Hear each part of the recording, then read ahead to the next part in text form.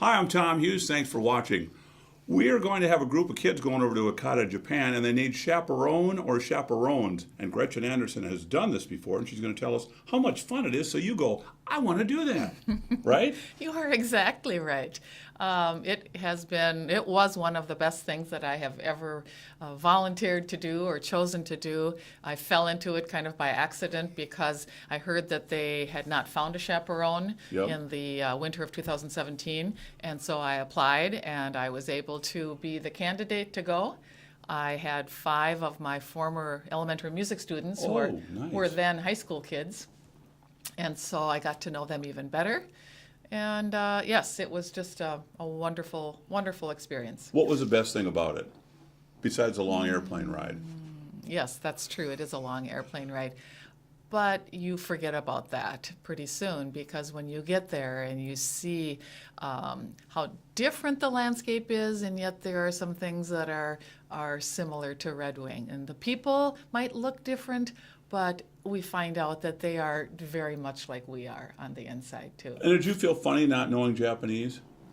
Did you feel really out of place, or did you kind of fit in okay? No. That part was okay. I learned a few phrases and words before I went over, and so did the kids, I guess, too. is probably the first one, right? That's right. But again, English is the language of the world. And it is? Okay. Many of the people there, many more people there spoke pieces of English or more English than we could speak Japanese. So we got along just fine. I stayed in a little hotel while I was there rather than in a homestay, and the hotel owner spoke absolutely no English.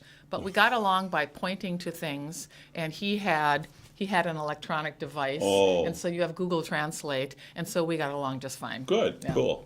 And what did you notice about the kids while they were there? Our kids? Yep.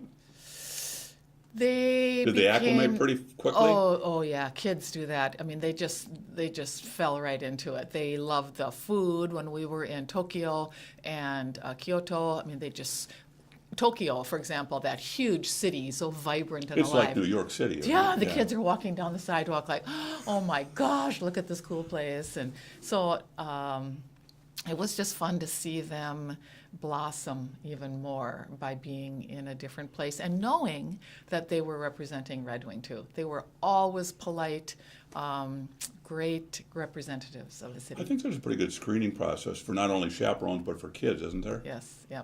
There's a fairly extensive application form for them to fill out, letting us, the committee, then look to see what are their interests, what are they prepared to do, or how are they prepared to act. And you can kind of see that come through in their writing. And then, of course, we have face-to-face interviews with them, too.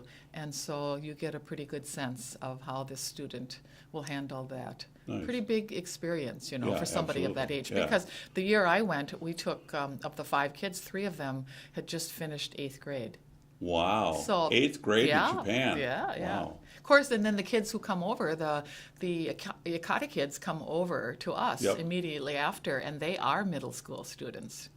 Really? Yeah. So. Did you find those kids to be more mature than our kids? Or are our kids kind of catching up to the rest of the world? No, I think, I felt like in 8th grade I was learning to tie my shoes and count. those kids, those, maybe you're still learning to do that. I am 1, 6. Yeah.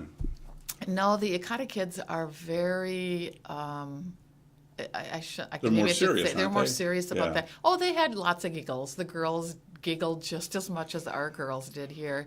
But they were very on track for what they needed to do and how they were supposed to be behaving. So. Good. And to be a chaperone, was it expensive for you?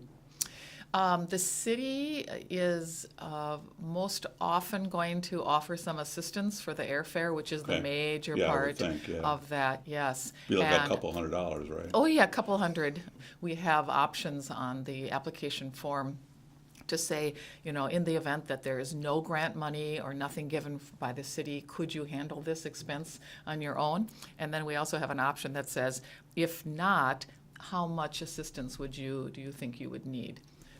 People can choose to stay, the chaperone can choose to stay in a home when they're there, a homestay like the kids did. Or I chose to stay in the little hotel, as I spoke about. So Good. That part So it was a worked out just good fine. experience. You'd recommend it to highly? Oh, yeah.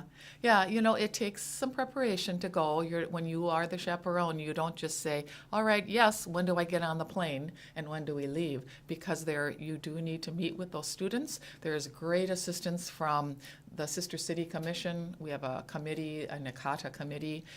Now that I know the ropes, this year I helped the current year chaperone a great deal in helping the kids be prepared. So you have lots of assistance. Good. So it's a fun trip. Oh, absolutely. I would recommend it for people who want to have a little bit of an adventure, who are looking to help out the students of Red Wing and foster that relationship between our two sister cities.